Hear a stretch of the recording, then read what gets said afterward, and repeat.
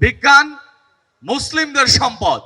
যখন ইউরোপ এবং আফ্রিকার মানুষেরা খাবারের সময় হাত ধুতে হয় এটা জানতো না, তখন মুসলমানরা বেসিনে সাবান রেখে হাত ধুয়ে তার প্রমাণ দিয়েছিল।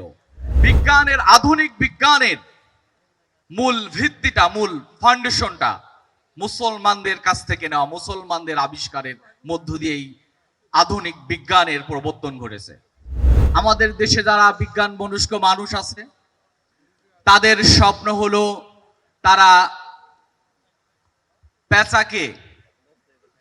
পেঁচার রকেট বানিয়ে তারা বিশ্বকে জয় করতে চায়। আমরা তার ব্যতিক্রম আয়োজন করেছি। এটা হলো আমাদের আয়োজন এবং আমি বিশ্বাস করি আমাদের যে এই প্রজন্ম একদিন এই জাতিকে, একদিন বিশ্বকে নেতৃত্ব দেবে ইনশাআল্লাহ। প্রিয় উপস্থিতি,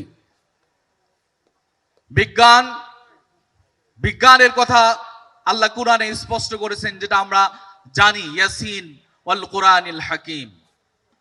আল্লাহর অন্যতম কথা হলো যে ইয়াসিন ওয়াল কুরআনিল হাকিম, বিজ্ঞানময় কুরআনের শপথ।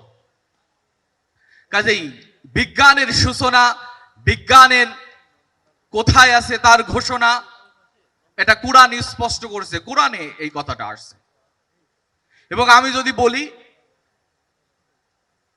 বিজ্ঞানের, আধুনিক বিজ্ঞানের মূল ভিত্তিটা, মূল ফাউন্ডেশনটা মুসলমানদের কাছ থেকে নেওয়া, মুসলমানদের আবিষ্কারের মধ্য দিয়েই আধুনিক বিজ্ঞানের প্রবর্তন ঘটেছে। কাজে হলো বিজ্ঞান, এটা হলো আমাদের সম্পদ। বিজ্ঞান মুসলিমদের সম্পদ। যখন ইউরোপ এবং আফ্রিকার মানুষেরা খাবারের সময় হাত ধুতে হয় এটা জানতো না, তখন মুসলমানরা বেসিনে সাবান রেখে হাত ধুয়ে তার প্রমাণ দিয়েছিল।